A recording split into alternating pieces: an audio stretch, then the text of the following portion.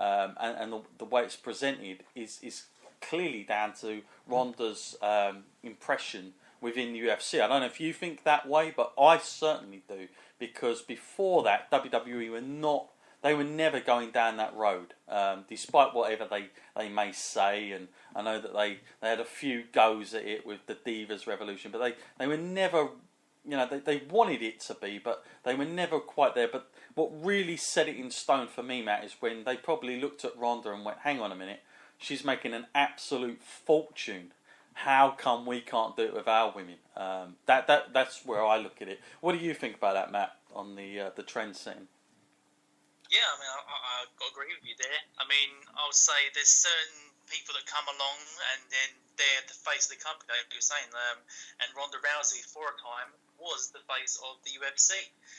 It's like you could liken, if you was going to liken this to wrestling, you say a year, you go, oh, I don't know, 2006, and you'd think, well, John Cena's face would spring to your mind. Mm-hmm. And it was like kind of that appeal when you could say UFC, and then people straight away thought of Ronda. Mm-hmm. And that will be something that will always go down in history. She'll always have that.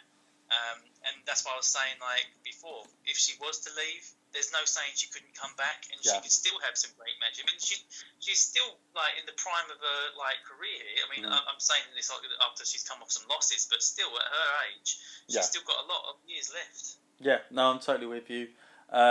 You just wouldn't want to see it go to another match, Matt, where disaster strikes again, and it's like, where do you draw the line?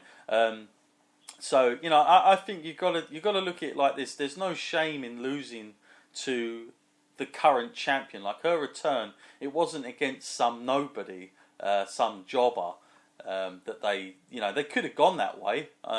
If UFC really wanted to make some crazy money, then they would have built it up like that. They would have had her fighting 2 or 3 fights that they really thought were a lot weaker opponents. And then you go for the big money fight, which is kind of how boxing operates a lot of the times. But with UFC, they really like to go with the best at the very present time. They don't like to waste time on fights down the line. They try and book the best fight for the present time, and that's just how it's happened. But we'll see whether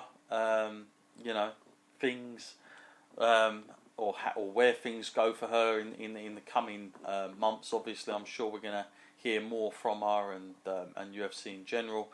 But yes, that was UFC. Obviously, a massive congratulations to Amanda Nunes, who was again very devastating in the ring, in the octagon, should I say? Really good on that one.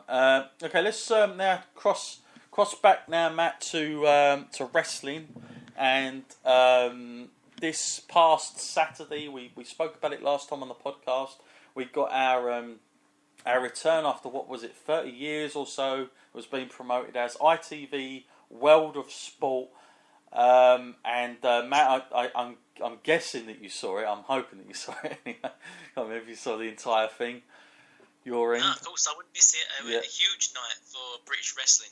Yeah. Well, first of all, listen, I want to be as fair but as honest as I possibly can about my views on it. And let me just kind of get to the elephant in the room that I just want to discuss, because I got so many emails about this and it did blow up. Basically, a few days before World of Sport aired. Now we know World of Sport was pre-taped. Like, I'd already heard Jim Ross talking about. He never gave the results away, of course he didn't. But he'd said he'd gone there, and obviously I knew people that had been working in it, and obviously it was pre-taped. There was no doubt about it. But they'd done a very good job of keeping things hush-hush that they needed to.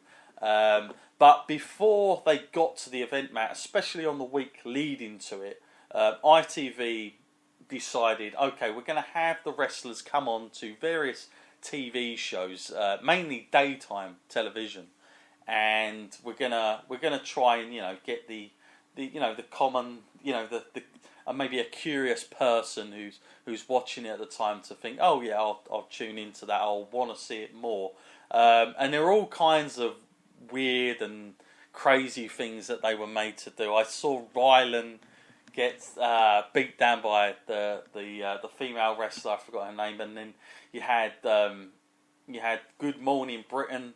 Now their segment, I found it very difficult to watch. It was very pantomimey. I'm not gonna lie. And unfortunately, I was sitting in my workplace, and obviously I had, none of my colleagues kind of watch wrestling. Like they know I watch it, but they have never really watched wrestling. And when this came on the TV, Matt, I wanted it to go away very quickly, because it wasn't a tremendous advert for it, and they were like, this is unbearable. Like, how can you watch this stuff? Like, it's so over the top. Like, there's so much shouting, and I think what didn't help is that the presenters didn't know how to react to it, and they just kind of was like, let's just get on with the next bit. So there was no real impact in what they were trying to do, which was unfortunate. And also, one huge thing that bothers me, Matt, is that whenever they were on TV, and this happens a lot, by the way, with wrestlers, they always have to be in a freaking attire of wrestling attire. It's like, I think it was, I'm going to mention his name, but Roy Bevis, who's Ricky Knight's son, he put something on his Facebook status. He said, look, if you saw Tom Hardy on there promoting Batman, it doesn't mean Tom Hardy has to turn up in his Bane costume to kind of like, show off what he's doing, or vice versa. Like, you're not going to get a boxer in his boxer attire just to try and sell something. Why can't wrestlers just turn up in suits or casual wear and try and make it a little bit more... I'm not saying wrestling should all be serious, but you've got to try and give... you've got to try and make it seem a little bit important and realistic. Now, what was your take on... I don't know if you saw much of the run-up to it. I only saw little bits and pieces. But was there any stuff in it that bothered you as a wrestling fan, that you was thinking that's not coming off that well for the casual viewer that was obviously going to be tuning in on the Saturday?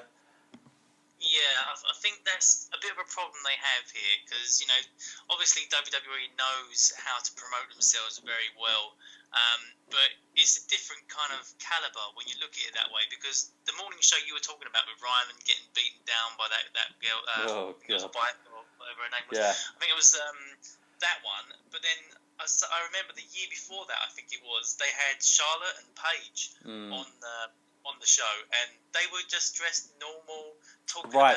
That's a great example.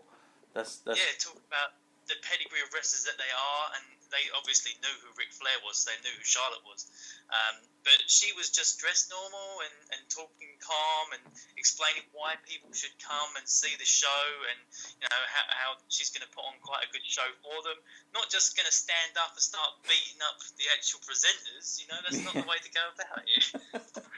Yeah, that really bothered me, and it was very eye-rolling stuff. My colleagues were not impressed. It definitely didn't get them in the mood to watch it. It didn't appeal anymore. It was very over the top. Now I get that you want to go on and you want to keep in character, but man, you got to choose carefully, and you've got to try and I always think one of the best things that I ever saw, and this goes way back, but if you ever really want to watch somebody who does a really, really good job of when they go onto TV shows, or they try and they're trying to get the casual audience in, really you want to be studying something like Jerry Lawler and Andy Kaufman when they went on to the Letterman show. That was... When you saw them on there, people actually thought that was real, because what they did was they spoke about it as a work, Matt, and then there was something that was said, and they kind of made it feel real. So it was like shooting, and then like shooting on that as well. And people who were watching it they're okay outside of the ring. They're just going to talk about it like their performers, which they did.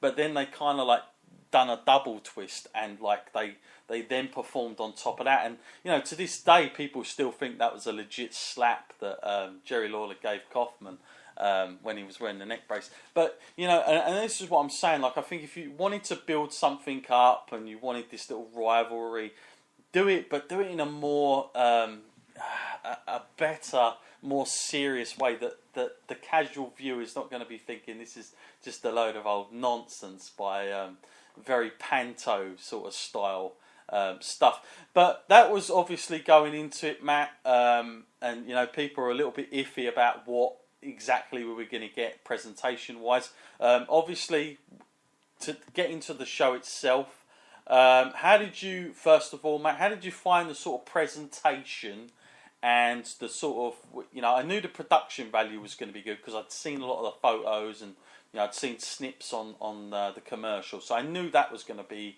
very a high standard. What did you actually think of the way it was all presented, Matt, first and foremost? Yeah, I was quite impressed when I first saw it come on. You know, JR was standing there, and you're thinking, well, you know, JR looks well, and he still sounds as good as he ever did. Mm-hmm. And then you see like the lights it was really lit up very well. I was a bit worried it might be a bit dark, but you know, true to ITV's kind of style, it was definitely well funded and well lit. And I was I was quite surprised by actually how much money actually looked like this thing had been like put into, because it looked really high quality. Yeah. But the acting, of course, lacked something. These guys are definitely people who have been on the independent scene. Yeah. And I'm not saying that they haven't been like practicing their mic skills, but definitely they were relying on their in-ring work more than promos. Yeah, some of it was unbearable at times. But you know, listen. First nods I want to give. I thought both Jim Ross and Alex Shane done an excellent job of announcing through the entire night. Like, it's really, really important. I don't care what anyone says, but the voice that you listen to as a viewer, especially as a casual viewer, is so important. It's so important that the role of an announcer, a play-by-play, is so important because they are telling the story to somebody who maybe doesn't know what the hell's going on or why. And I felt Jim Ross, for his probably lack of knowledge that he probably had going into it, like, yeah, he probably met all the guys on the day and all the rest of it, but you know, he's not been around the UK scene. He doesn't know, you know, who's this, that, and the other. I thought he'd done a really, really good job, and I think they owe a lot to him in a way, because I thought he'd done a tremendous job, Matt, of getting you invested and feeling the importance of it, maybe more than it actually was. Like, I think if I was listening to maybe two guys who weren't as kind of wrestling savvy as him, I might have been sort of been phased out of some of the stuff that was going on. But Jim Ross does such a good job of storytelling still. And it's something you don't get in WWE. Like, I know Jim Ross talks about it a lot, and he always does praise Michael Cole, because he says, like, the job Michael Cole has to do now is like 10 times the job he was doing, because now Michael Cole has to promote things, he has to always plug things, he can't always talk about the wrestling in the ring. He's got two other guys, he's got Vince in his ear all the time, and he says it's a tremendously high pressure job. Whereas Jim Ross, since he's been working out at WWE, he's been doing a lot of the New Japan stuff. When you listen to him now, he says how wonderful it is, because he's got nobody in his earpiece and he can just commentate on what is going on in the ring. Like, there's no kind of like earpiece in his, you know, and saying you've got to promote this, plug this, adverts, all the rest of it. It's just you're calling what you're seeing, and I do really think that makes a hell of a difference. So I thought the play-by-play, the announcing of Jim Ross and Alex Shane was very much on key with everything that was going on. Talking about the presentation, Matt, the only the one thing that did put me off through it, I felt like the music, the sound of it sounded slightly Gladiators kind of feel. Like ITV didn't know, you know, like the actual theme music that they were playing throughout the show seemed a bit like there wasn't wrestling music. It seemed like something they would have stuck on for a Gladiators episode or some other kind of thing, like Wipeout or something that they would have on ITV. And the other thing I would say is that I felt like they cut to the audience a hell of a lot, and it was very much studio audience feel. I didn't feel it like a typical wrestling audience. If you get what I mean, Matt, it felt a little bit more structured.